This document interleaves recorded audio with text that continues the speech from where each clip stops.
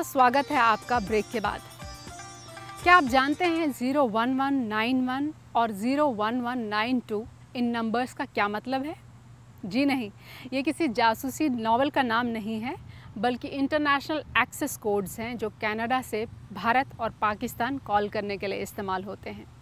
और अब ये एक आर्ट एग्जीबिशन में इस्तेमाल हुए हैं, मिसिसागा आर्ट गैलरी में।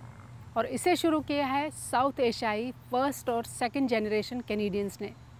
तो चलिए देखते हैं इस कोडेड एग्जीबिशन में और क्या क्या राज छुपे हैं।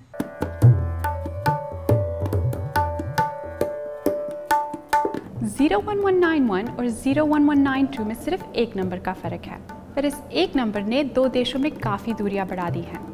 देखने में तो ये दो देश काफ़ी अलग हैं, पर सोचा जाए तो क्या हम सब एक नहीं हैं? इस मुद्दे पे रोशनी डालता है आर्ट गैलरी ऑफ मिसिसागा का 01191 और 01192 का ये art exhibit. So all of the artworks within the show are engaging with some sort of notion of locational identity, of home and belonging. So what do these concepts mean in an ever-increasing globalized world? सना 01191 और 01192 की क्या खास अहमियत है जो इस art exhibit को उसके ऊपर रखा गया? मेरे क्यूरेटर ने एक्चुअली ये नाम इसलिए चुना क्योंकि ये एरिया कोड्स हैं जब हम इंडिया और पाकिस्तान को फ़ोन करते हैं, और ये बहुत ही ज़्यादा इजीली रिकग्नाइज्ड है, तो इसलिए it's a fun way of looking at India and Pakistan's cultural identity here. So इस एग्जिबिट में आप क्या कहेंगे, कॉमन थीम क्या है? इंडिया पाकिस्तान की रिप्रेजेंटेशन, कनाडा में आर्टिस्ट ने क्या पोर्ट्रे करने की कोशिश की है? मेनली उन्होंने जो बात पोर्ट्रे करने की कोशिश की है वो कि दोनों कहाँ पे मिलते हैं, कि कैनेडियन होना और साउथ एशियन होना, उनके बीच में कौन सी सिमिलरिटीज़ हैं, क्योंकि दोनों के बीच में ब्लर्ड लाइंस हैं कि पता नहीं चलता कि कहाँ से हम साउथ एशियन हैं और कहाँ पे हम साउथ एशियन बंद हो जाते हैं और फिर कैनेडियन हो जाते हैं। बीइंग ए कैनेडियन उसकी आइडेंटिटी भी थोड़ी क्लियर नहीं है, और as Canadians being South Asian की आइडेंटिटी थोड़ी क्लियर नहीं है, तो इसलिए हम यही देखना चाह रहे हैं कि मतलब क्या होता है कि अगर हम कैनेडियन हैं और साउथ एशियन हैं। सना, देखा जाए तो मीरा सेठी की ये पेंटिंग्स काफ़ी दिलचस्प हैं। इस वन को अगर देखें तो इन्होंने विंटर कोट डाल रखा है विंटर शूज़ के साथ, और साथ ही में उन्होंने दुपट्टा डाल रखा है। एक हाथ में आईपॉड है तो दूसरे ही हाथ में बासमती चावल और शाना के मसाले। काफ़ी दिलचस्प दृश्य है, इसके बारे में आप कुछ बताएंगे?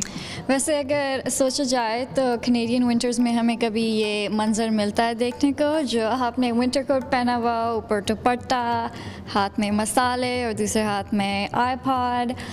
लेकिन ये एक बहुत ही ह्यूमरस, प्लेफुल और कलरफुल वाइब्रेंट piece है जो really it fuses the east and the west together. इस पीस को देखा जाए तो ये कितना दिलचस्प है, ये बिल्कुल पार्टी मूड में है। उन्होंने अपने स्पीकर्स लगा रखे हैं स्नीकर्स और बेसबॉल कैप के साथ, और साथ ही में उन्होंने जो कपड़े पहन रखे हैं, पर ऐसा लगता है जैसे ये कुछ लिखना चाहते हैं। आप क्या सोचती हैं? बिल्कुल आपने ठीक देखा, मुझे भी लग रहा है कि कोई स्कूल का बच्चा है। और मेरे ख्याल से मीरा ने क्या किया कि एक बहुत ही ट्रेडिशनल मुगलाई कपड़े लिए और उनको मॉडर्नाइज कर दिया एक वेस्टर्न तरीके में। तो उसने ये जो कपड़े पहने हुए हैं, अगर आप इंडिया जाएं तो आपको ये कपड़े probably you're not gonna see it, क्योंकि इनका ये बहुत ही एक दूसरे एरा का इंडियन ट्रेडिशन है, इंडियन ट्रेडिशनल वेयर है। लेकिन मीरा ने क्या किया है कि उसने नॉट ओनली ईस्ट और वेस्ट को मिक्स करने की कोशिश की है, उसका फ्यूजन करने की कोशिश की है, लेकिन ऑल्सो उसने टाइम पीरियड्स को फ्यूज़ करने की कोशिश की है, जो उसने बहुत सक्सेसफुली किया हुआ है। देखा जाए तो ये दोनों चित्र कितने दिलचस्प हैं। इन्हें मिले तो ये भारत एक हाथ में लेकर घूम रहे हैं टिफ़िन के साथ, और कनाडा को अपनी जेब में लेकर घूम रहे हैं। साथ ही में चाबी है और ताला है, जैसे किसी को खोज रहे हैं। और ये हिप हॉप के मूड में है, कंपास के साथ कोई जगह ढूंढ रहे हैं, और पूरे मिसिसागा को जैसे उन्होंने पहन रखा है। इन दोनों दृश्यों के बारे में आप क्या बताएंगी? ये दोनों बहुत ज़्यादा इंटरेस्टिंग है, बहुत ज़्यादा दिलचस्प हैं, क्योंकि इनमें रेफरेंसेस हैं जो कनाडा और एशिया के बारे में के बारे में हिंट करती हैं। फॉर एग्ज़ाम्पल ये जो उसने किश्ती पहनी हुई है और कंपास पहना हुआ है, ऑल्दो ये लगता है it's also reference to hip hop culture, क्योंकि हिप हॉप में बहुत सारी चेन्स पहनते हैं, वो बहुत फैशनेबल है, लेकिन ऑल्सो ऑलमोस्ट ये ट्रेडिशनल एशियन वेयर भी लगता है। और क्योंकि इसने कश्ती, एंकर, कंपास, तो ये इस बात पे हिंट करता है कि यहाँ पे जो सारे लोग आए हैं वो माइग्रेट करके आए हैं। ये दूसरा वाला फॉर एग्ज़ाम्पल इसके जेब में है कनाडा का पासपोर्ट जो आपने पॉइंट आउट किया, और इसका लॉकेट है एक लॉक जिस पे लिखा हुआ है एशिया, और उसने फिर चाबी उसकी पकड़ी हुई है। तो वो रियली ये इस एक मेटाफोर है कि हाँ ठीक है वो कैनेडियन भी है, लेकिन उसका एक ताला है जिसमें लिखा हुआ है एशिया, कि वो उसका एक ख़जाना है जो उसके दिल के करीब है। तो ये बहुत सारे इंटरेस्टिंग आइडियाज़ को जो है these pretty much they provoke you to think about our identity as Canadians and as migrants. 01191 और 01192 के इस आर्ट एग्जिबिट से हमें काफ़ी कुछ सीखने को मिला। उम्मीद करते हैं आपको हमारी ये पेशकश काफ़ी पसंद आई होगी। क्या बात है टीवी के लिए मैं रत्ना पर्दा। भाई वाकई में साउथ एशियंस ने तो अपने लिए काफ़ी नाम कमाया है कनाडा में।